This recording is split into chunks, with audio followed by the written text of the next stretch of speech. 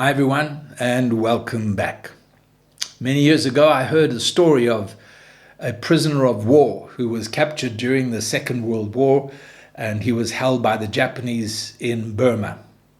And he suffered many things, but in the one illustration he spoke of was the fact that he was put into a wooden crate and he was kept there for weeks and weeks on end. And in that darkness, the only thing that gave him hope was in the one little area of that wooden crate, there was a crack between the wood and light came through. And he describes how he would focus on the light and how the light would, as it were, draw him out of that box, out of that darkness, and would take him outside, transport him outside to all the things that the light produces in the world. It gave him the ability to see himself standing in the forest. It gave him the ability to see himself standing with blue oceans before him. It just opened up the vistas. He saw the mountains. He saw all of God's handiwork as he followed that little beam of light.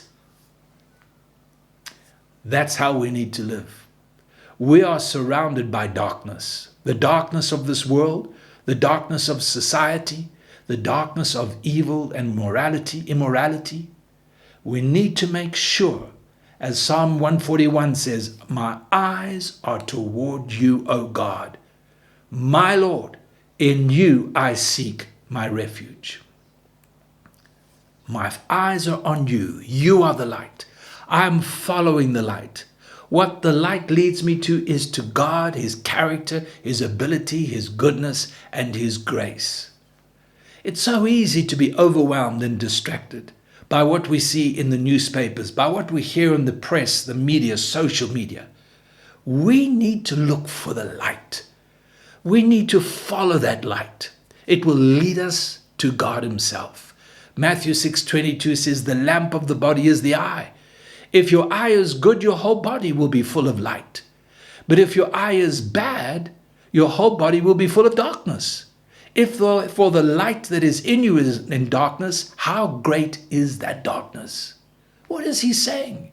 He is saying, keep your eyes single. Stay in the light and you will be full of light. Not only will you be full of light, but you will become light. Paul says in Philippians chapter 2 that we live in a world that is perverse, a world that is crooked, but we're shining as lights. How? Why?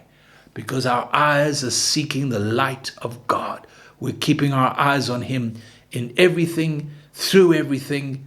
And when we follow Him, that light, it just opens up all of who God is as He reveals Himself to us. What a blessing. God help us.